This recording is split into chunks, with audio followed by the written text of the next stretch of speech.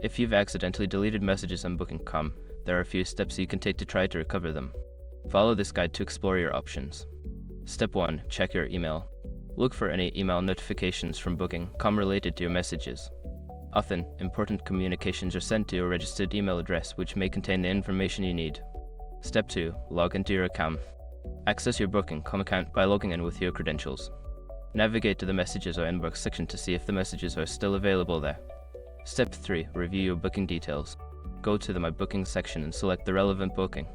Sometimes, messages related to specific bookings can be found within the booking details.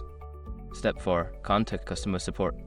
If you cannot find the messages through your account, reach out to Booking.com customer support. Provide them with your booking number and any relevant details to assist in recovering your messages. Step 5. Check for backups.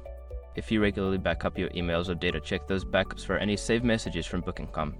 This may include checking your email client or any cloud storage services you use. By following these steps, you may be able to recover your deleted messages on Booking.com. If you still have trouble, customer support is your best resource for assistance.